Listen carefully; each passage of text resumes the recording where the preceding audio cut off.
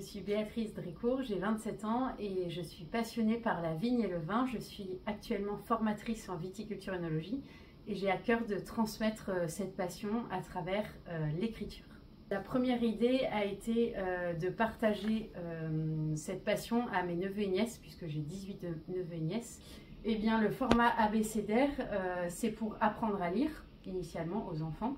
Et je trouvais que c'était un format facile d'accès pour les enfants. Et voilà, à chaque lettre de l'alphabet, de proposer un mot de la vigne ou un mot du vin pour les enfants, puisque je dirais que les enfants apprennent à lire avec un abécédaire, et donc les enfants apprendront la vigne et le vin avec un abécédaire. Les termes les plus intéressants, ça a été les termes liés vraiment à la nature, donc à la vigne, aux soins de la vigne. Il y a certains termes qui ont été plus difficiles, par exemple expliquer la dégustation à un enfant avec la facilité pour un enfant et facilité d'accès pour un enfant, et à la fois la loi et vin. L'illustration, ça finit vraiment le livre, et en fait c'est vraiment un livre illustré. Donc les illustrations ont une place très importante dans mon abécédaire, parce que l'enfant qui va lire le livre avec ses parents, l'enfant qui ne sait pas lire va voir les illustrations. Et les illustrations, c'est vraiment, pour moi, ça a été la mise en lumière du texte pour les enfants. Voilà. Une immersion, en fait, si vous voulez, pour les enfants. Oui, tout à fait, j'en ai la certitude et j'en ai aussi le projet. J'aimerais beaucoup aller...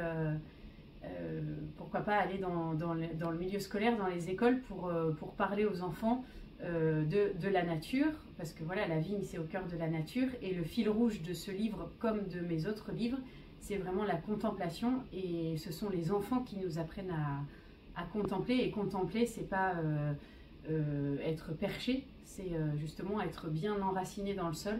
Et aujourd'hui, dans une société où on est très connecté, les enfants sont déjà sur les écrans, voilà, de leur montrer la nature et le patrimoine culturel, puisque la France est un pays de vin.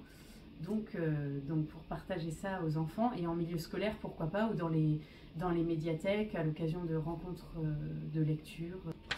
Eh bien souvent, pour avoir travaillé dans des domaines viticoles ou chez un caviste par exemple, on accueille bien souvent les adultes évidemment qui viennent acheter du vin, qui viennent visiter un domaine.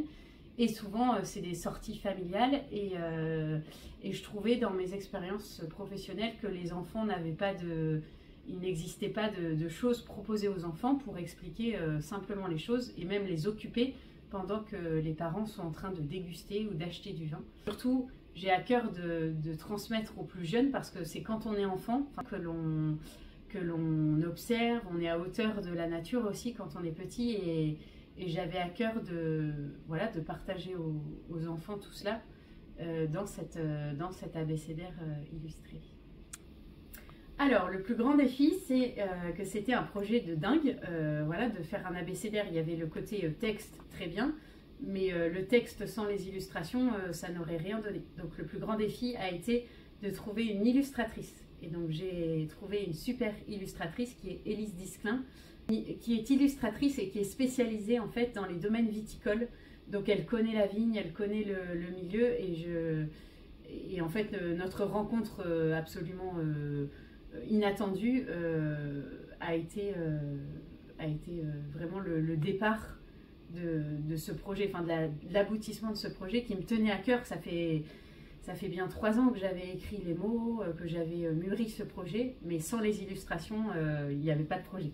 Donc c'était ça le grand défi, en plus de la loi E20 aussi, qui cadre les termes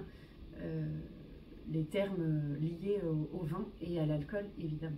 C'est tout d'abord le petit personnage qui s'appelle Gaston, qui est le petit vigneron et qui emmènera les enfants dans cet abécédaire. Ensuite, donc à chaque lettre de l'alphabet, donc un mot, l'histoire aussi avec Gaston toujours. Et puis il y a ce côté ludique à 2 reprises dans le livre où les enfants sont invités à retrouver les bons mots et à les relier aux bonnes illustrations. Eh bien oui, je continuerai d'écrire.